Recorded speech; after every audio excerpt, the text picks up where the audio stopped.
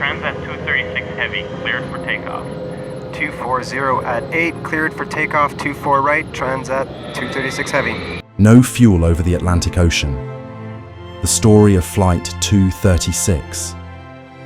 Did you know that it's incredibly rare for a commercial airplane to glide for over 100 miles without any fuel?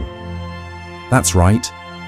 In the aviation world, this kind of situation is almost unheard of, but that's exactly what happened during the extraordinary journey of Flight 236. Mayday, mayday, mayday! Air Transat 236. The right engine has flamed out, and we're down to just a few hundred kilograms of fuel left. So, let me introduce you to Flight 236. In August 2001, an Air Transat flight from Toronto to Lisbon made an unscheduled stop in the middle of the Atlantic Ocean. This occurred after fuel exhaustion forced the jet operating the flight to glide for over 120 kilometers, 65 nautical miles, to make an emergency landing in the Azores. Let's take a look back at how exactly the incident unfolded. The Air Transat 236 was flying from Toronto to Lisbon on an airline flight. It was midnight, and the ship was cruising at an altitude of 39,000 feet in the middle of the Atlantic Ocean. This situation is faced by pilots every day, and there was nothing abnormal in it. There was one thing on the ship that was going to change the whole situation in a few moments. Let us tell you here that the ground is not visible far from the altitude of 39,000 feet above the Atlantic Ocean. There, the captain suddenly realized that the ship's fuel was about to run out. It was a very scary situation for both pilots, because running out of fuel over the Atlantic Ocean means only one thing, and that is death. He gets to learn how to fly in the north of the province of Quebec, where the conditions occasionally are very severe. Improper maintenance caused a catastrophic fuel leak, causing both engines to flame out. Fortunately, the captain, Robert Peach, was an expired pilot and managed to glide the dead Airbus A330 to an emergency landing in the Portuguese Azores, in the middle of the Atlantic Ocean. The Azores glider earned its place as one of the most notable commercial flights to have glided after losing power.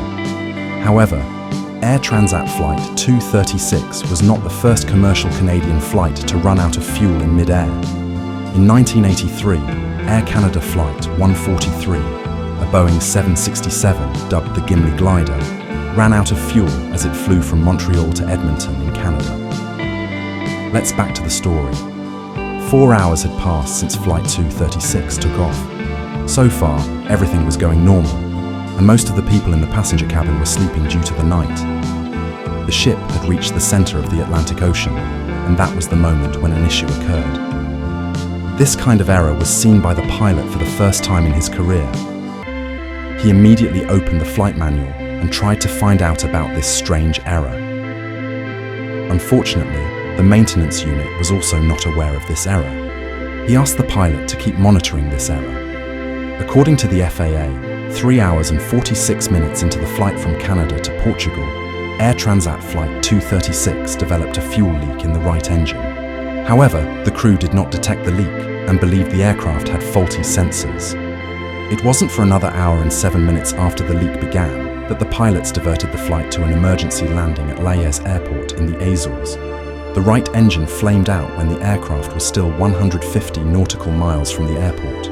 Flight 143 continued to fly on its remaining engine until it, too, flamed out around 65 nautical miles from the airport, at an altitude of around 34,500 feet.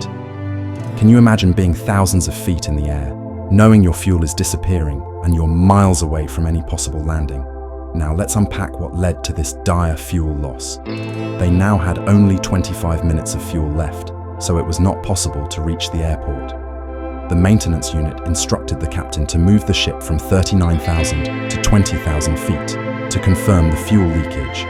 But the captain refused to do so because the pilot believed that even if the fuel leakage was confirmed, it would not be possible to take the ship back up. They still have the option of gliding at 39,000 feet. Within the next few minutes, all doubts were cleared when the fire broke out in the ship's right engine. where the airplane was still 240 kilometers away from Terceira Airport, it now had only 600 kilograms of fuel left. Now, if the pilot reduces his altitude by nosediving, then the speed of the plane will be very fast, and in this situation, the chances of a crash landing are very high. That's why the pilot made the ship do the same 360-degree rotation. The pilot positioned the ship in line with the runway and installed an S-turn. Due to the distance, the ship's distance from the runway increased, and it took a lot of time to reduce the altitude. In normal circumstances, flaps are kept open at the time of landing, which creates drag and increases the engine thrust, which raises the nose of the plane and does not have an engine thrust near Flight 236. That is why this landing was very different from normal landings and also very dangerous. The pilot had only one chance to land the plane. Eventually, the plane hit the runway with a loud shock and 8 of the 12 tires burst. There was a little difficulty stopping the plane, but finally, it stopped skidding. As soon as the plane stopped, a fire erupted in its landing gear, which was immediately controlled by the airport crew.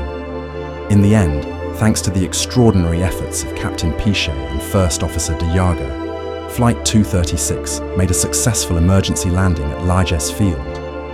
No one on board was seriously injured. This incredible story underscores the importance of comprehensive pilot training and teamwork in emergencies. The crew's quick thinking and calm under pressure not only saved their lives, but also the lives of everyone on that plane. I jumped, I hit the ground hard. I don't think my rear end actually even touched the chute at all. I didn't slide down the slide. I ran down it, and they're just, get out, get out, get out. So you're just running out of this aircraft. What in God's name just happened? I fell down to the ground, literally, and I started crying. Flight 236 was the first and last passenger plane in aviation history and set the record for the longest flight without an engine.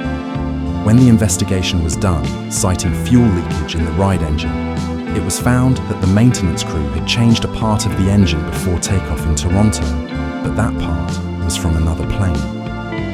Due to the loose fitting, there was vibration in it, which closed the fuel line. After this incident, Airbus installed a new system that will also detect fuel leakage during the pilot's stay in the future. A year later, Captain Robert and First Officer Dirk Degeger were awarded the Superior Airmanship Award for performing a date stick landing on the Airbus A330. So, what do you think? How would you react in a situation like that? I want to hear your thoughts in the comments below. And if you enjoyed this incredible aviation story, be sure to check out my other videos where we explore more unbelievable tales from the skies. Don't forget to hit that like button and subscribe for more amazing content.